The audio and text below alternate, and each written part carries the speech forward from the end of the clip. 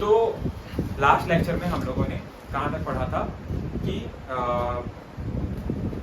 जो organisms urea release करते हैं उसको हम लोग यूरियोटैलिक बोल रहे थे। जो ऑर्गेनिज्म यूरिक एसिड एक्सक्रीट करते हैं उनको हम लोग यूरिकोटैलिक बोल रहे थे। और जो ऑर्गेनिजम्स अमोनिया रिलीज कर रहे थे उनको हम लोग अमोनोटैलिज्म या फिर अमोनोटैलिक ऑर्गेनिजम्स बोल रहे थे। ठीक है, सबसे ज़्यादा पानी की ज़रूरत अमोनिया को एक्सक्रीट करने में होती है क्योंकि अमोनिया सबसे ज़्यादा टॉक्सिक होगी। उसके बाद उससे कम पानी की जरूरत किसको निकालने के लिए है बेटा, बोलो? यूरिया को जरूरत है ना। और सबसे कम पानी की जरूरत किसको? Uric acid. ठीक है, अब हम लोग आगे सेगमेंट की तरफ बढ़ते हैं जो कि बहुत इंपॉर्टेंट सेगमेंट है। दैट इज हम लोग कुछ ऑर्गेनिजम्स के एनसीईआरटी के अकॉर्डिंग कुछ ऑर्गेनिजम्स के हमको एक्सक्रीटरी ऑर्गन यानी उत्सर्जी अंग दिए हुए हैं। उन उत्सर्जी अंगों को हमको पढ़ना है। ठीक है, तो कुछ ऑर्गेनिजम्स हम लोग एक्सक्रीटरी ऑर्गन्स पढ़ लें। तो ज्यादातर जो इनवर्टिब्रेट्स हैं यानी जिनके पास वर्टिब्रा नहीं है ना, आया ना, अकशेरुकी जीवों में सिंपल ट्यूबुलर स्ट्रक्चर मिलता है। उनका जो एक्सक्रीटरी ऑर्गन जो होता है वो एक नॉर्मल सरल नलिका युक्त संरचना होगी, सिंपल ट्यूबुलर स्ट्रक्चर इनवर्टिब्रेट्स। लेकिन जो कशेरुकी जीव है यानी जो वर्टिब्रेट्स हैं उसमें कॉम्प्लेक्स ट्यूबुलर स्ट्रक्चर मिलता है। जैसे कि हम जो कॉम्प्लेक्स ऑर्गेनिजम्स हैं, जो वेल डेवलप ऑर्गेनिजम्स, उसमें complex structure, complex tubular structure जिसका नाम क्या है? किडनी। क्या नाम है? किडनी। ठीक है, अब मैं आपको कुछ ऑर्गेनिजम्स के एक्सक्रीटरी ऑर्गन्स के बारे में बताऊंगा, जिसमें सबसे पहला एनसीईआरटी के अकॉर्डिंग हमको पढ़ना है प्रोटोनेफ्रिडिया के बारे में। इसके बारे में या फिर फ्लेम सेल्स। ये एक प्रकार का एक्सक्रीटरी ऑर्गन है। एक्चुअल में एक सिंपल स्ट्रक्चर, मतलब आप जब आप गूगल करेंगे प्रोटोनेफ्रिडिया लिखेंगे तो आपको आसानी से दिख जाएगा। फ्लेम सेल्स लिखेंगे तो आपको दिख जाएगा। इसमें प्रोटोनेफ्रिडिया या फ्लेम सेल्स ये एक्सक्रीटरी स्ट्रक्चर है। तो ये कौन कौन से ऑर्गेनिजम्स या कौन कौन से जीवों में पाया जाता है? तो सबसे पहला याद रखिए, ये ऐसे डाटा है जिसको आपको याद रखना है। इन डाटा का यूज करके एनटीए वाला आपके एग्जाम को घुमा देगा, क्योंकि कहीं ना कहीं ये वो पार्ट है जहां पास इंसान बोरिंग होगा और नेग्लेक्ट करेगा और अपने 4 नंबर, एक क्वेश्चन 4 नंबर का उससे हाथ धो बैठे। तो सबसे पहला आप याद रखेंगे कि जो प्रोटोनेफ्रिडिया फ्लेम सेल्स है ये सिफेलोकॉर्डिटा में पाया जाता है। एनसीईआरटी के अकॉर्डिंग जो एग्जांपल्स है सिफेलोकॉर्डिटा में भी आपको क्या देखने को मिलेगा? फ्लेम सेल्स या प्रोटोनेफ्रिडिया देखने को मिलेगा। उसके बाद प्लैटीहेलमिन्थस, जो फ्लैटवर्म्स या प्लैटीहेलमिन्थस जिसको बोलते हैं, जैसे कि प्लैनेरिया हो गए, है ना, फ्लैटवर्म्स हो गए, इसमें भी आपको एक्सक्रीटरी ऑर्गन आगे क्या देखने को मिलेगा? प्रोटोनेफ्रिडिया या फ्लेम सेल्स देखने को मिलेगा। और कुछ एनेलिड्स हैं, कुछ एनेलिड्स में भी आपको जो एक्सक्रीटरी ऑर्गन है वो क्या देखने को मिलेगा? फ्लेम सेल्स या ऑर्गन नहीं बोलेंगे, ऑर्गन थोड़ा सा ज्यादा बड़ा वर्ड है क्योंकि ऑर्गन वर्ड का मतलब होता है एक वेल डेवलप्ड स्ट्रक्चर जो कि बहुत सारे सिस्टम से बना। तो ऑर्गन हम लोग नहीं बोलेंगे, हम लोग इसको एक्सक्रीटरी स्ट्रक्चर बोलेंगे। ठीक है, मतलब उत्सर्जी संरचना है। ओके, तो कुछ एनेलिड्स में भी आपको एक्सक्रीटरी ऑर्गन क्या देखने को मिलेगा बेटा? कुछ एनालिटिक्स में आपको एक्सक्रीटरी ऑर्गन फ्लेम सेल्स यानी ज्वालामुखियां देखने को मिलेगी। समझ में आ रहा है सबको? यस। आगे बढ़ सकते हैं। ठीक है, तो आप लोग स्क्रीनशॉट ले लीजिए फिर आगे बढ़ते हैं। ठीक है, तो देखो अब ये जो नाम था, जो प्रोटोनेफ्रिडिया नाम था, प्रोटोनेफ्रिडिया के जो एग्जांपल्स है वो कहीं ना कहीं कॉम्प्लेक्स है। तो एक ट्रिक याद रखेंगे, क्या? सिप्ला। क्या याद रखेंगे? सिप्ला। आप लोग इसको सेप्ला नाम से भी याद रख सकते हैं। ठीक है, आपको अपने कन्वीनियंस के लिए आप इसको सेप्ला नाम याद रखें। सो SE फॉर सिफेलोकॉर्डिटा, है ना, SE for cephalochordata, PL for platyhelminthes and A for annelids. ठीक है, अब एनेलिड्स, अब ध्यान देंगे प्लैटीहेलमिन्थस के कुछ एग्जांपल्स हैं जैसे कि प्लैनेरिया, फ्लैटवर्म या फिर रोटिफर्स, और सिफेलोकॉर्डिटा के भी कुछ एग्जांपल्स, ये ऑर्गेनिजम्स के नाम, दैट इज एम्फिऑक्सिस। समझ में आए? एम्फिऑक्सिस, यस और नो? क्लियर? नहीं क्लियर? एम्फिऑक्सिस। अब आपको अगर क्वेश्चन बोलता है, अगर एक नीट वाला एक क्वेश्चन दिया कि एक्सक्रीटरी स्ट्रक्चर ऑफ सेफेलोकॉर्डिटा इज, सेफेलोकॉर्डिटा में एक्सक्रीटरी स्ट्रक्चर क्या होता है? तो हमको पता है सर कि जो सिबला है ये किसका ट्रिक है? प्रोटोनेफ्रिडिया का, प्रोटोनेफ्रिडिया फिर फ्लेम सेल्स है ना। तो ऑप्शन ए है किडनी, दूसरा है ग्रीन ग्लैंड, तीसरा एडिनल ग्लैंड और चौथा जो है आपका फ्लेम सेल्स। तो आपका फ्लेम सेल्स या फिर प्रोटोनेफ्रिडिया आंसर सही है। ओके, ध्यान देंगे आप लोग कि मैं अभी आपको एक एक्सक्रीटरी स्ट्रक्चर के बारे में पढ़ाया, दैट इज प्रोटोनेफ्रिडिया। यस और नो? प्रोटोनेफ्रिडिया, इसको हम लोग क्या बोलते थे? Flame cells. अब सर ये क्या करेगा सर? ये मतलब प्रोटोनेफ्रिडिया या फ्लेम सेल्स जितने ऑर्गेनिजम्स लिखे थे, अलग अलग क्लास, अलग अलग क्लास के अलग अलग ऑर्गेनिजम्स लिखे थे, जैसे कि एक था सेफेलोकॉर्डिटा, दूसरा था प्लैटीहेलमिन्थस और तीसरा था कुछ एनिमल्स, हाँ या ना? यस और नो? यस और नो? अलग। तो सर ये काम करता क्या है? ये एक्सक्रीटरी ऑर्गन का काम क्या है? तो ये क्या करता है? ये उनकी बॉडी में सबसे पहला काम क्या करता है सर? इसका क्या काम है? इसका वर्क क्या है? इसका फंक्शन क्या है? इसका क्या फंक्शन क्या है? इसका कार्य क्या है? एनसीईआरटी के अकॉर्डिंग इसका कार्य क्या है? ये क्या कार्य करता है? तो क्या कार्य करते हैं? सबसे पहले कि जिस ऑर्गेनिज्म से प्रोटोनेफ्रिडिया फ्लेम सेल्स होते हैं, उस ऑर्गेनिज्म में क्या करेगा?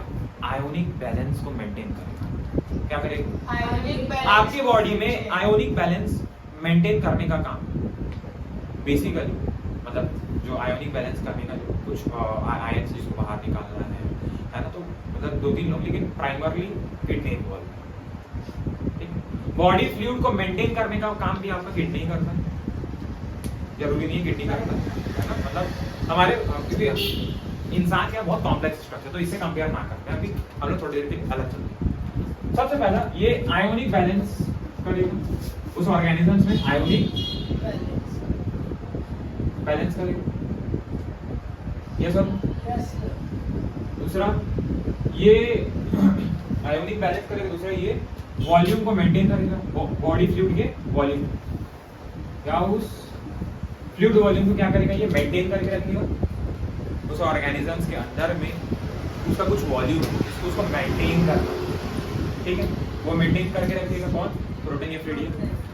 दूसरा ऑस्मो रेगुलेशन,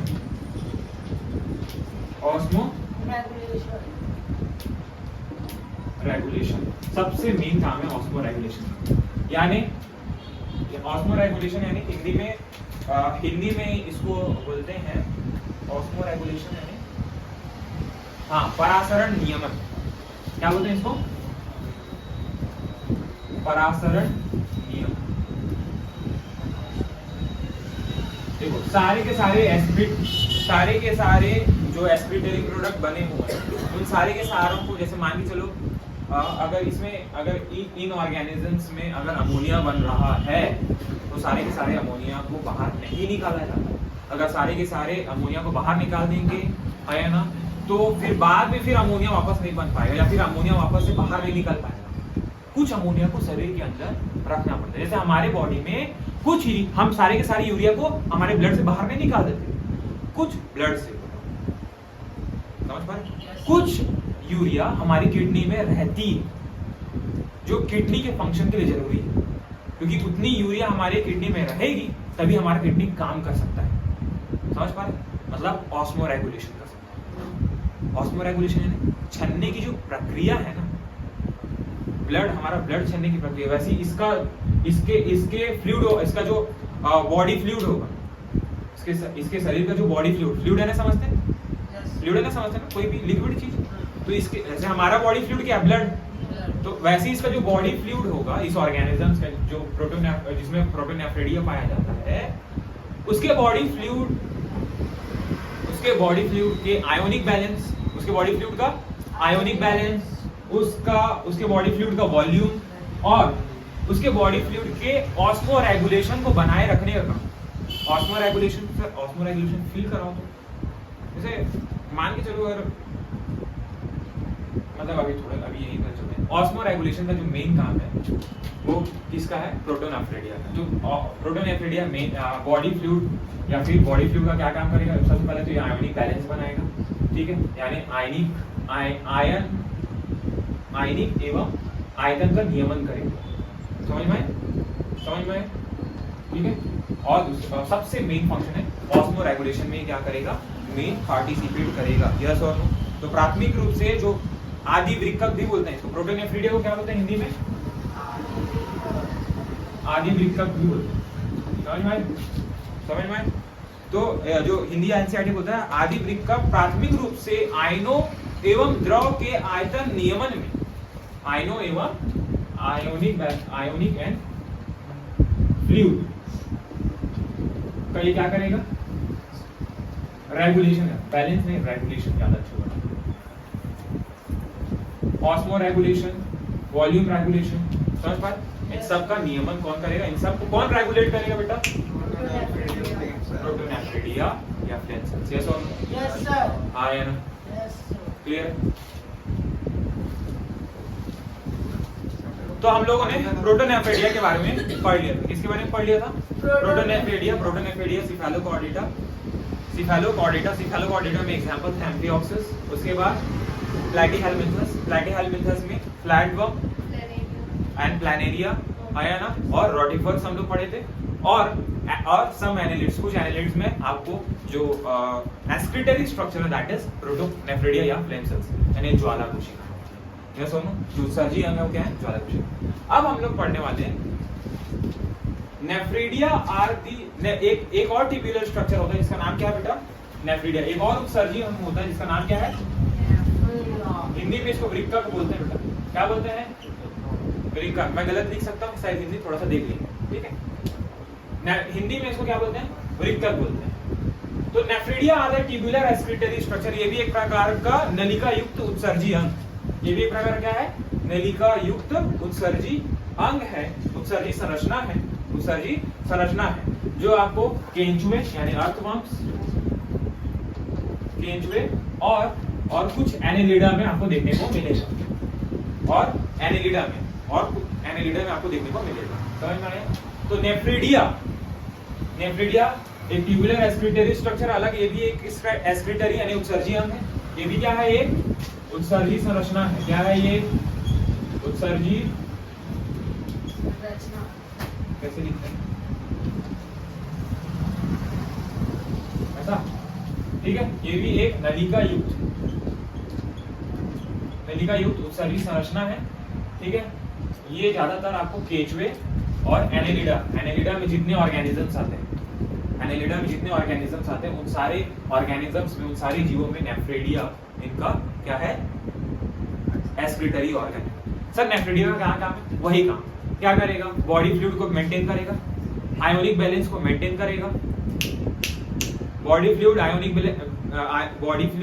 यानी बॉडी फ्लूइड को बनाए रखेगा, आयोनिक बैलेंस करेगा, ठीक है। क्यों? क्योंकि बॉडी फ्लूइड मेंटेन करना बहुत जरूरी चीज है, तभी तो नॉर्मल शेप बना रहेगा ना ऑर्गेनिज्म। आपके ब्लड को आपको बाहर से आप चिपक जाओगे, समझ पा रहे? आपको बॉडी फ्लूइड मेंटेन है तभी आप शेप है नॉर्मल शेप, समझ पा रहे? तो बॉडी फ्लूइड, आयोनिक बैलेंस, दूसरा नाइट्रोजनस वेस्टेज को भी कौन निकालेगा बाहर? नेफ्रेडिया। यानी नाइट्रोजन युक्त जो उत्सर्जी पदार्थ है उनको भी बाहर कौन निकालेगा?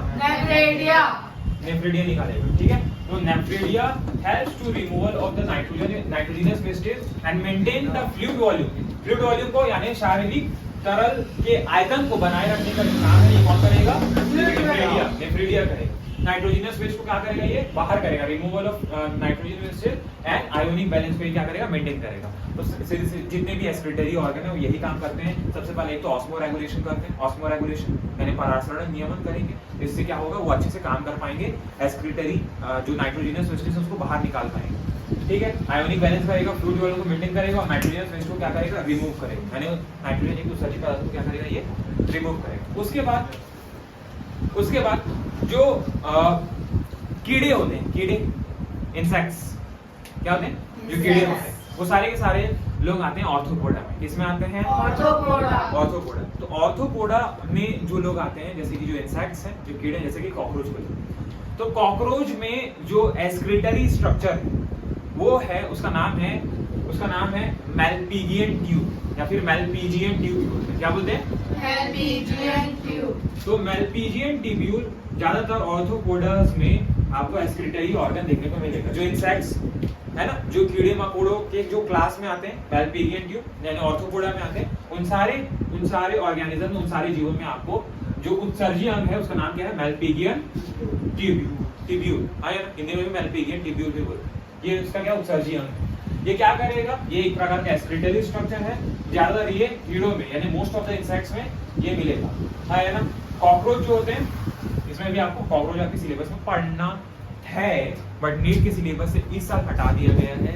इस साल जो एनएमसी है, that is national medical council, वो कॉकरोच को हटा के फ्रॉग पढ़ने बोल रहा है। ठीक है, तो कॉकरोच आपके सिलेबस से हट चुका है और फ्रॉग पढ़ना है as per the new syllabus. समझ में आया? फ्रॉग पढ़ना है। पहले हम लोग कॉकरोच भी पढ़ते थे, कॉकरोच मैं पढ़ा हूँ मेरे समय। ठीक है, लास्ट ईयर भी कॉकरोच था, इस साल हटा दिया गया। तो कॉकरोच में भी आपको एक्सक्रीटरी स्ट्रक्चर क्या देखने को मिलेगा? मेलपिजियन ट्यूब्यूल या मेलपिजियन ट्यूब्यूल। यस और नो? Yes sir. हाँ या ना? अब मेलपिजियन ट्यूब्यूल भी यही काम करेगा। क्या करेगा? Malpighian tubule helps in the removal of nitrogenous wastage. वही काम कि ये नाइट्रोजन युक्त उत्सर्जी पदार्थ जो नाइट्रोजनस वेस्टेज है उनको शरीर से क्या करेंगे? बाहर करेंगे। हाँ या ना? And removal of nitrogen wastage and osmoregulation. वही परासरण नियमन में इनकी जो ऑस्मोरेगुलेशन, हाँ या ना, बॉडी के ऑस्मोरेगुलेशन को बनाए रखने का जो काम है वो सारे के सारे एक्सक्रीटरी स्ट्रक्चर वही काम करेंगे। Ionic balance, body fluid, osmoregulation और nitrogen removal of nitrogen wastage यानी नाइट्रोजन उत्सर्जी पदार्थों का निष्कासन में सहायता करेंगे। यस और नो? यस और नो? हाँ या ना? अब एक झींगा देखें, झींगा देखें, झींगा खाते हैं जिसको, एक्चुअल में वो मछली नहीं है, वो ऑर्थोपोडा में आता है। समझ में आया? ऑर्थोपोडा में आता है, ऑर्थोपोडा क्लास में आता है। तो जो बोलना चाहिए, जो झींगा है जिसको हम लोग इंग्लिश में प्रॉन बोलते हैं। क्या बोलते हैं? प्रॉन। ठीक है, वो जो झींगा है वो क्रस्टेशियाई ऑर्गेनिजम्स जिसको बोलते हैं, क्रस्टेशियंस जो होते हैं, जैसे कि झींगा जो, उनमें जो उत्सर्जी अंग होता है, जो एक्सक्रीटरी ऑर्गन होता है, उसका नाम होता है एंटीरियल ग्लैंड। क्या नाम है? एंटीरियल ग्लैंड। या फिर इसी को हम लोग ग्रीन ग्लैंड भी बोलते हैं। क्या बोलते हैं? Green gland. ठीक है, तो एंटीरियल ग्लैंड या फिर ग्रीन ग्लैंड, एंटीरियल ग्लैंड या फिर एंटीरियल ग्लैंड यानी ग्रंथि, एंटीरियल ग्रंथि या फिर ग्रीन ग्रंथि जो है, या फिर हरी नहीं बोलेंगे, ग्रीन एंटीरियल ग्लैंड या ग्रीन ग्लैंड भी यही काम करेगा। नाइट्रोजनस वेस्टेज को बाहर रिमूव करेगा, बॉडी फ्लूइड को मेंटेन करेगा, आयोनिक बैलेंस को बनाए रखेगा, ऑस्मो रेगुलेशन को मेंटेन करके रखेगा। वही सेम काम है ना। Perform the excretory function, excretory यानी उत्सर्जी पदार्थों के निष्कासन में क्या करेगा? मदद करेगा। हाँ या ना? इधर ध्यान दें। Perform the excretory function in the crustaceans like prawn. जो क्रस्टेशियाई जीव है जैसे कि झींगा यानी प्रॉन, उसमें जो एक्सक्रीटरी स्ट्रक्चर है दैट इज क्या है बेटा? एंटीनल ग्लैंड या फिर प्रॉन, सॉरी एंटीनल ग्लैंड या फिर ग्रीन ग्लैंड। यस और समझ में आया? काम क्या है इन सब का?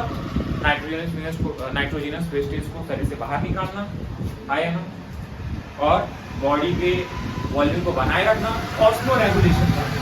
आगे मैं बताऊंगा ऑस्मो रेगुलेशन एक्चुअल में क्या होता है, बॉडी फ्लूइड को मेंटेन करना वाकई में क्यों जरूरी है, हम लोग धीरे धीरे पढ़ेंगे। ठीक है, तो हम लोग नेक्स्ट लेक्चर में ह्यूमन एक्सक्रीटरी सिस्टम के बारे में, यानी सबसे पहले हम लोग मानव उत्सर्जी तंत्र के बारे में पढ़ने वाले हैं, और सबसे पहले हम लोग किडनी की स्ट्रक्चर के बारे में बात करेंगे कि किडनी में क्या होता है, किन किन चीज़ों से मिलकर बना होता है। ठीक है, तो हम लोग वो सब नेक्स्ट लेक्चर में करेंगे, नेक्स्ट क्लास में। ओके, ठीक है, तब तक के लिए मिलते हैं, बाय बाय।